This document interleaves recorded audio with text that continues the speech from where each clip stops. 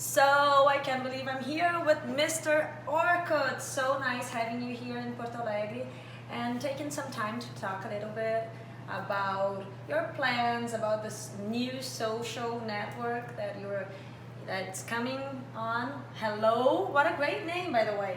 Thank you. It's one of the most common words we use on the planet. Yes, and why did you choose that? I mean, the idea was to make people feel they're saying hello to each other. It's amazing how we can start a conversation with a stranger by just saying hello.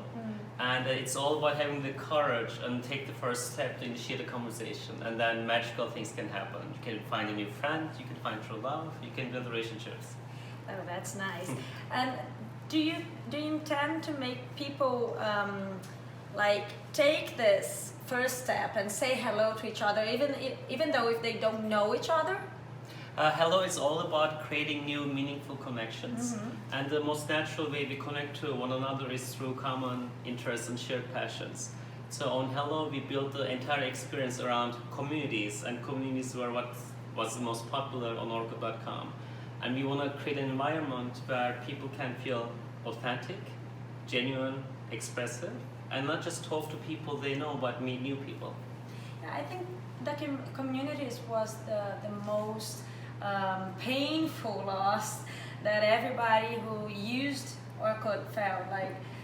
Where are the communities? So this can be expected in Hello as well. So we have communities on Hello, and people always ask me, where are my Orkut scraps, where are my Orkut photos? And I don't have them, Google has them, so I'm really sorry, I can't give your photos back, but I left Google to start Hello, and Hello is like a standalone company, so your data is safe with us, and it's with us, and you don't have to worry about losing your communities or photos. That's great. We are already logged here, and we'll show in our TV show a little bit of about the app and the social network, and we hope that lots of people here in Porto Alegre, Rio Grande do Sul, and in Brazil connect to Hello.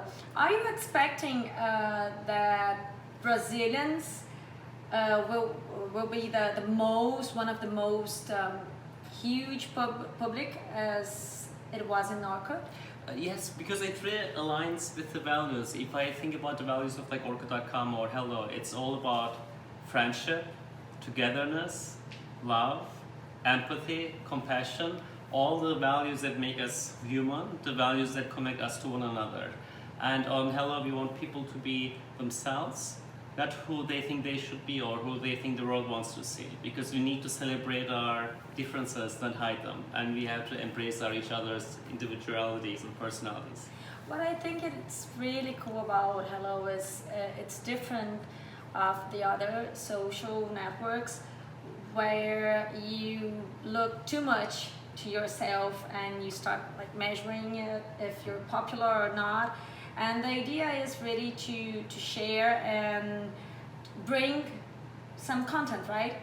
That's correct. Social networks today, they're focused on three things. They're focused on growth, virality, they're focused on engagement, time spent, and they're focused on advertising clicks. Social media today isn't optimized for happiness or togetherness. And with Hello, we optimize the entire experience to make people happy and to bring them closer together. Yeah, that's great. And well, talking about being closer together, I heard that your experience here in Porto Alegre was really great. How was it? Can you tell us a little bit about it? It was fantastic, and whenever I go to a new city, I make friends, and today you don't meet people on WhatsApp or Instagram or Snapchat or Facebook or Twitter. The only way you meet new people face to face is through dating apps, but which are unfortunately just for romance. So when I go to a new city, I usually open Tinder. Yes, and then we know that. But in I some make places some it doesn't work out as expected. What happened here?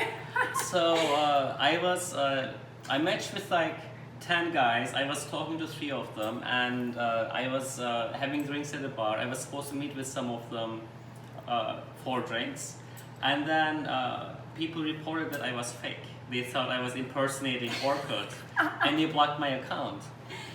And one of the most emotionally, psychologically hurtful things you can do to someone is to cut your communication with no explanation or reason, and that's called ghosting in America.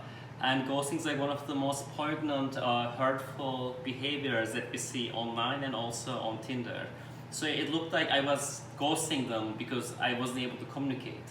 So I sent a message on Twitter. I said, does anyone have a contact on Twitter that can help me unblock my account? Because I don't want to be like a jerk. I don't want to be the bad person, right, who stops talking.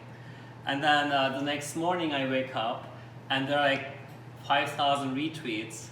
And the couple of guys I was talking to, they found me on Instagram because they saw the news and I was able to connect with them, which was really nice. Wow, that's great. Well, we also talked about it in our show, Virou Moda, because we thought it was really funny. Yeah, sorry, Yeah. but it was funny. And then we didn't expect to be with you here. At the other day, on Saturday, you talked in BS Festival, and it was really emotional, right? It was very emotional though. The theme of the festival this year is diversity, and it gave me a chance to talk about what makes us different, what makes us diverse, how we have to be all accepting and embracing one another.